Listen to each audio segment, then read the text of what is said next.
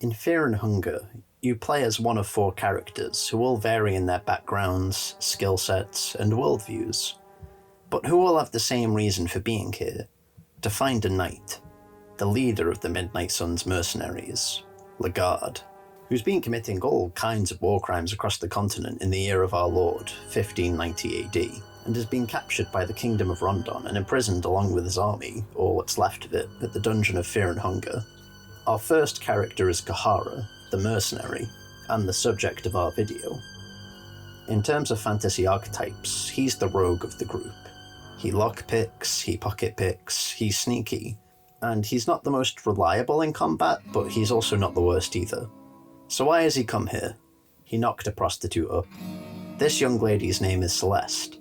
She's a prostitute in Rondon's capital city. And Cahara, despite being a bit of a scoundrel, has a heart of gold.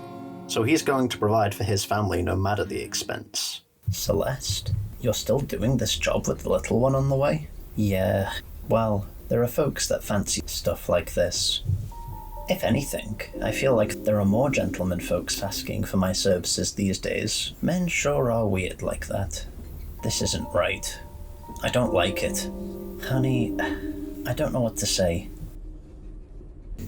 Girls gotta eat, and now I got the little one to feed as well. I'm a man. I should take care of you two. The world doesn't always go the way we'd want. No. For all my life I've drifted along, wherever the wind took me. But it doesn't have to be like that. We don't always have to stay at the mercy of the winds, or the gods. I might have the answer. I got a new gig a few days ago.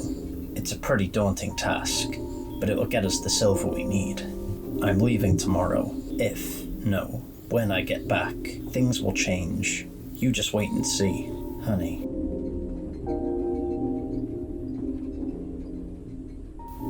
Just promise you do come back. Yeah. We find out that his backstory involved growing up as an orphan in the holy city of Jataya, an obvious analogue for our very own Jerusalem. He originates from the Eastern sanctuaries, a bastard child left on his own at a very young age. Somehow this poor soul found his way to these dungeons. Cahara lived on the streets from a very early age, where he learnt the arts of common thievery just to survive, whether that be by picking the locks of sealed vaults or the pockets of arrogant nobles. Cahara was determined to survive. Eventually he would join up with a mercenary company, which would eventually bring him to Rondon, working with a group of highwaymen before he would meet Celeste and impregnate her. These circumstances may contribute to Cahara's desire to provide for his child, to give them the life he never had. Or maybe he just has latent paternal instincts. Either way, it's a nice twist on the roguish archetype, who in popular fiction is typically depicted as being detached from the concept of parenthood. Cahara, conversely, finds out he has a child and decides he's going to provide for it. Up until that point in his life, he had only ever been a mercenary, somebody who swaps flags and creeds at the drop of a coin, never staying loyal or dedicated to anything except self-enrichment and preservation. Now he has something worth fighting for outside of himself.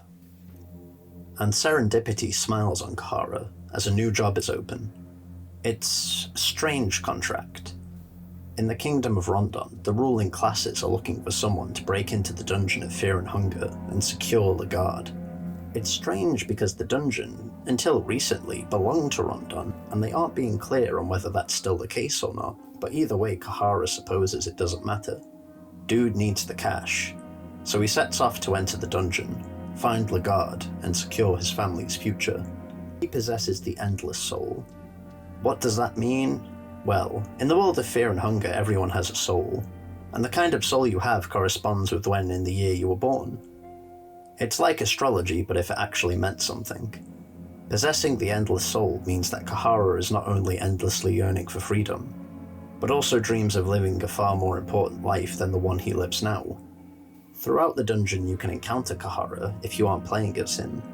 The first time is on level 3, the prison cells. Oh hey, you got me out of here. I'm Cahara of the South, a mercenary at your service. Why were you imprisoned here? I was caught by one of those malformed prison guards. Your conversation took an awkward turn for some reason. I'm feeling kind of weak after being left here for ages. Would you mind if we travel together for a while? Yes. Great. Cahara joins your party and swiftly leaves it, robbing you when your back is turned. He ventures further into the dungeon alone, finding his way into the mines, where you can meet him again. Oh, hey, great to see you alive. You had me worried. Great to see you well too. Hey, yeah, I definitely don't want to dwell these nightmarish dungeons alone. I'll stick with you guys for sure. Cahara here can be recruited again, but you have to play dumb in the conversation about him stealing from you.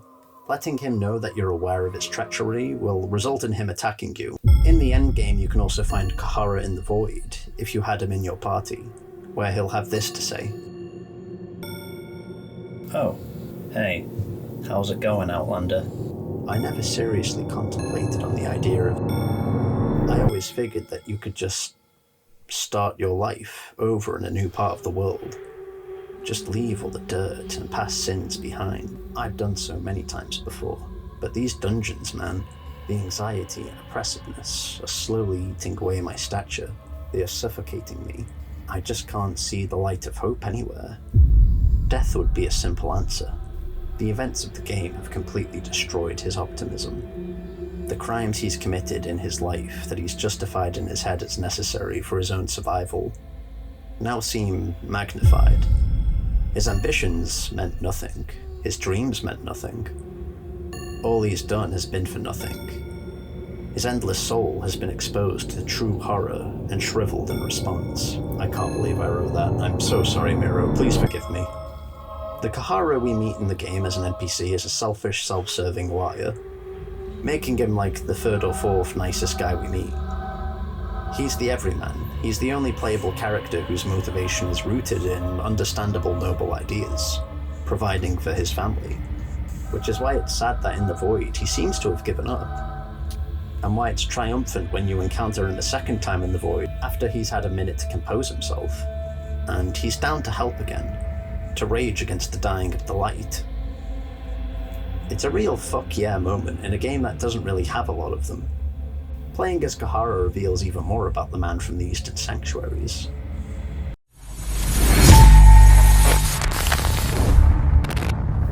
So each character has a special S ending, which can only be achieved when the player completes the game with a character on hard mode. That means all the disadvantages of terror and starvation, and even worse, no party to help you. Each character has their own unique ending that can be achieved through completing a series of hidden quests that unlock it. And Cahara's is probably the nicest. So in the year 1950, Cahara arrives at the Dungeon of Fear and Hunger for the swag, and only the swag. He wants enough money to free Celeste from her servitude, marry her, and raise his child without want. He's approached by the Kingdom of Rondon with an offer that seems too good to be true. They promise him riches beyond imagination, if and only if he can go to the Dungeon of Fear and Hunger and get the guard out. And Cahara figures coming to a place called the Dungeon of Fear and Hunger will be a great opportunity. Upon arriving, the first thing he has to do is get to the guard. Oh, did that before I even finished the sentence. Cahara finds him dead, and while he isn't broken up about it, he didn't know the god personally or anything. He can't help but feel frustrated at the turn of events. Dejected and feeling like a failure, he ascends back up the dungeon, hoping to at least escape while his body is unravaged by the horrors that lurk around every corner. At the very entrance of the dungeon, Mia steps away from his salvation. He meets a strange man who wasn't there earlier and is just standing there, in the midst of all the chaos and madness, like it's routine to him at this point. Cahara decides to approach him and finds himself face to face with Isaiah, the man in the iron mask. The mysterious man looks like a war veteran almost. His right arm seems to be missing, and there is something very intimidating in his stature. Who are you? What difference does it make? Not like we're going to run into each other ever again. You never know. On second thought, the name is Isaiah. You could call me a veteran of these dungeons. Some time ago, I found a manuscript concerning the ancient walls this fortress holds. There were multiple pages that were maps of sorts. I was able to locate a few of the map's locations, and there were buried treasures hidden where the marker was set. A couple of the maps are complete mysteries to me, however. Maybe they're hidden somewhere so deep, where I simply couldn't get yet. Or maybe there's something I'm missing. In any case, I'm done with this place. I've played with my luck long enough. I can sell you the maps for, say, 50 silver coins. It's a deal. Who knows? Maybe you can find them. He's strange and hostile at first. He claims to be a veteran of the dungeons and offers to sell you treasure maps, but they're odd and depict line markings that Cahara hasn't seen once during his delving into the dungeon depths. He buys the maps for 50 silver anyway, because why not? Bartering with Isaiah didn't seem to work, and it's not like Cahara's a child to raise or anything.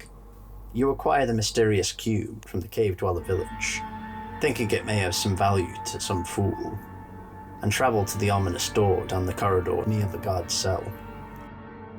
Cahara steps inside the Tomb of the Gods. The statues follow his movements as you step onto a bear trap. For fuck's sake. Suddenly a dart pierces his skin. Feelings of dizziness and nausea wash over him. He stumbles into a statue and sees a strange insect-like humanoid bearing down on him. It seems to be laughing at his plight. He downs a white vial and makes a run for it, emerging into Mahabre.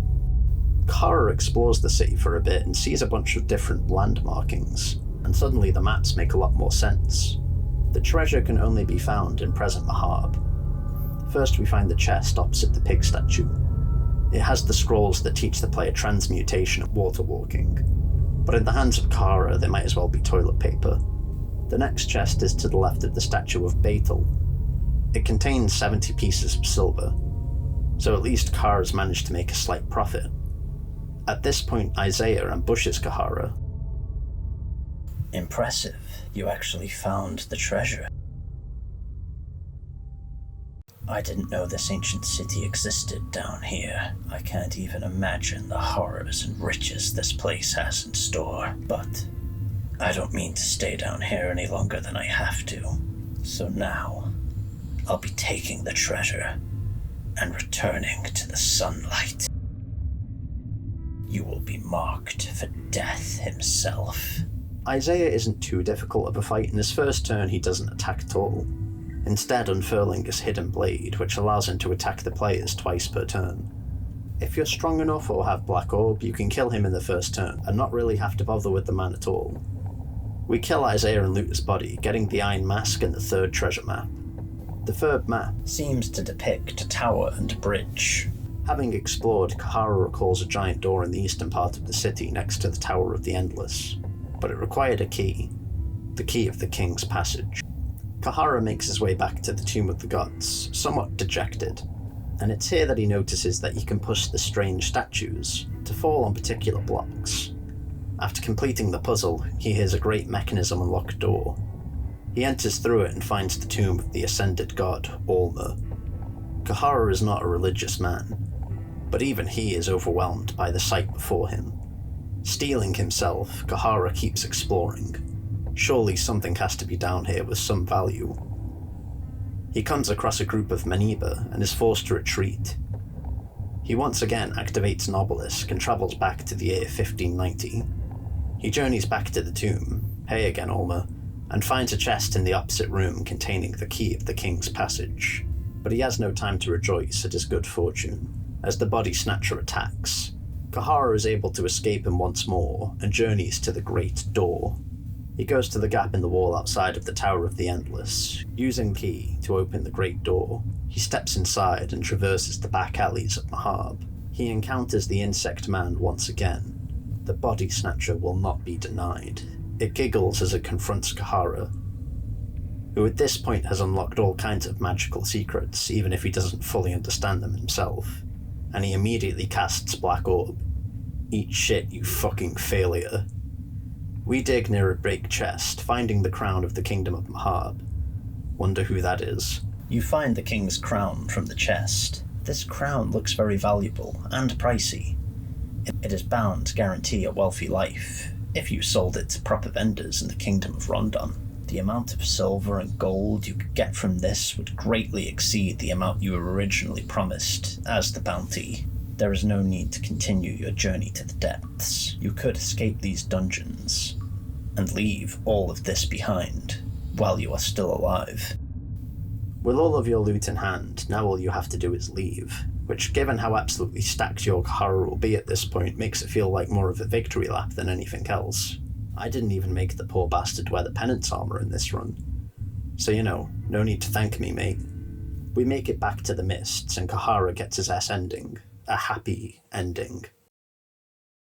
You manage to escape the dungeon of Fear and Hunger alive. It is a feat unheard of before. Not only that, you also managed to find valuable loot that would guarantee a wealthy future. The long journey back to civilization felt like a lifetime. You could not sleep as you constantly felt eyes lurking in the shadows of the night. The darkness, even though it was lighter than anything you experienced in the dungeon, still sent shivers down your spine. As you finally found your way to the Kingdom of Rondon, everything felt unreal. You could not understand how people would lead their everyday lives, while simultaneously a great evil existed beneath their feet. You sold the ancient crown to the highest bidder. The amount of silver you got from it exceeded your expectations greatly. You also felt better getting rid of such an unholy artifact, as it kept reminding you about the darkness. You rose from the lowest class scum to a noble in a heartbeat. You bought your wife, freeing her from the labour she was forced to do at the Red Light District, and settled down in a fancy manor. You got everything you ever dreamed of. You got most of the noble families on a leash, thanks to your great wealth. Taking any breadcrumb you threw at them, you were living in the most extravagant manner with your wife, and with no seeming worry about the future. Still, you could not sleep. Every passing moment, you would be grabbing on the hilt of your sword and staring at the dark corners of your room, just waiting for the inevitable. You knew that the darkness you witnessed would leave no survivors. It would still come for you, one day.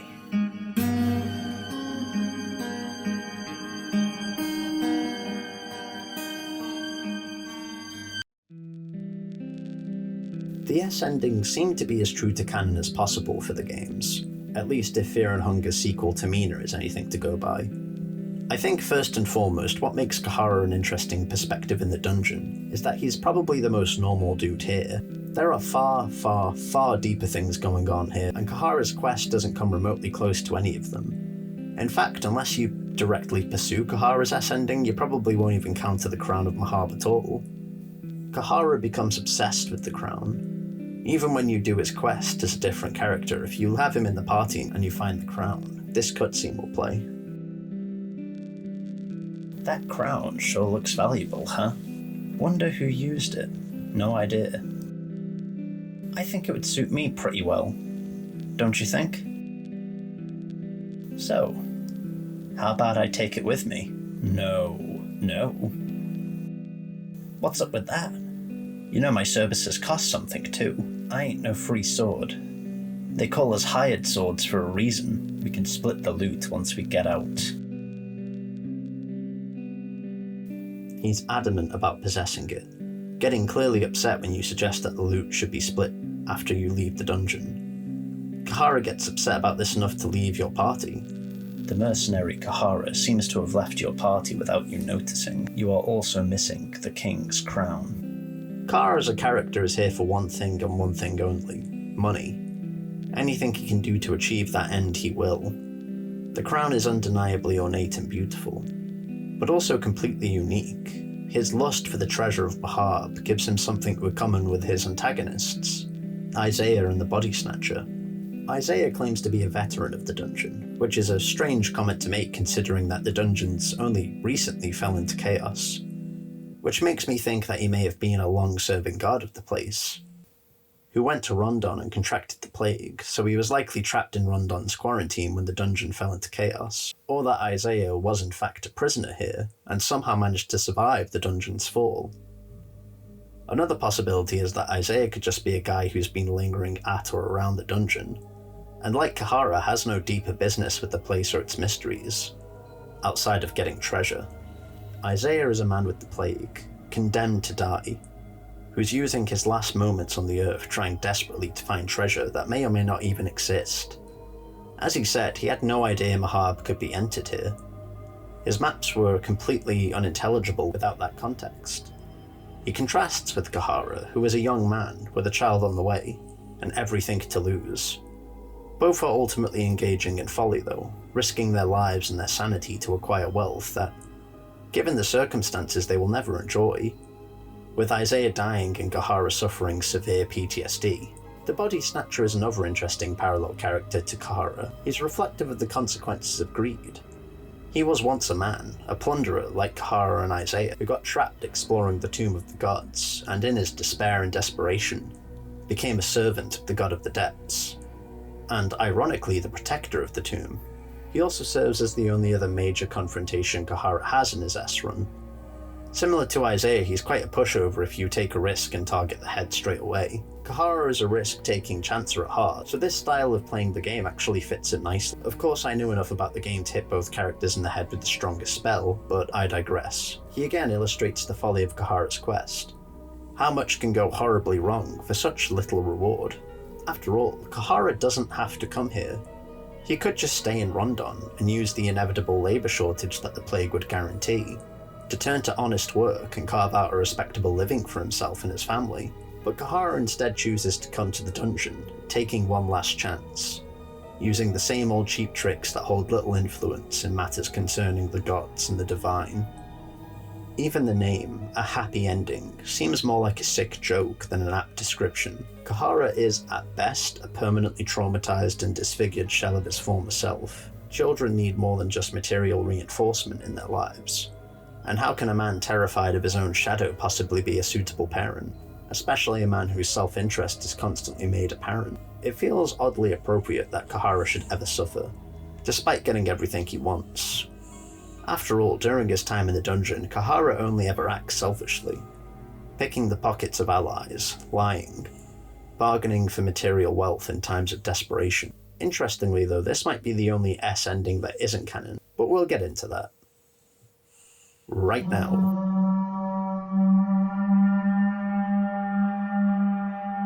So in Fear and Hunger Termina, Cahara is not referenced or mentioned once, which has led people to believe that Cahara ultimately met his end in the dungeon, taking the little girl to the heart of darkness so that she could ascend and become an ascended god in her own right, resulting in her witnesses being killed horrifically. There are a few issues with this though. From everything we know about Cahara, he wouldn't save the little girl and devote precious resources to her health and sanity at the expense of himself. And he wouldn't willingly jump into an abyss unless he thought there was treasure inside. I could see him pushing the girl inside potentially, but not much else. In fact, outside of getting the Cube of the Depths so that he may enter Mahabre, I don't see a reason why he would ever think about going back to the Altar of Darkness. Ultimately, he's just an ordinary dude looking to make some money and get the fuck out. Personally, I think Cahara did survive the events of Fear and Hunger, that he acquired the crown of Mahabre and escaped the dungeon, while the other characters dealt with the greater horrors of the accursed place. What happened to Cahara afterwards then? Why didn't he come up in Termina? Well, that's simple. Cahara's just a guy. At this point, a deeply traumatized man, constantly going for his sword, seeing monsters in the faces of children and daggers at the dinner table. And while selling the crown may have made him wealthy and raised him to nobility, there's no guarantee it would have kept him there. Cahara's power post-game came from his finances. Once that's gone, his nobility would disappear with it. So I think Cahara's family lived, eventually lost their wealth, and continued to live. What goes around comes around, and the orphan boy that started life on the streets of Jataya would eventually find his way back to the gutter again. Cahara's S ending also raises more interesting questions for the series. Like, where is the crown of the King of Mahabre now? And what is its significance to the wider story?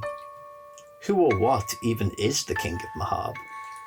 These are questions that are ultimately a lot bigger than Cahara, and thus not really important, at least to this video. One of the things I love about the characters of Fear and Hunger is how Nero takes relatively simple and identifiable archetypes, like the scoundrel with the heart of gold, and adds a twist to them. Cahara is a lovable adventuring rogue, but he's grounded by a strong sense of moral purpose, outside of his own best interest in self-preservation. His heart is also fool's gold, to some degree, as he deceives and robs the player over the course of the game and attacks you if you call him out on it. Despite not needing to go to the dungeon or stay in it, he sticks with his mercenary instincts, instead of trying to pursue a more honest life, and is left traumatized beyond belief from now until the end of his days. He may have escaped the jaws of death, but he never truly left the dungeon. Not really. Even he knows one day it will claim him again.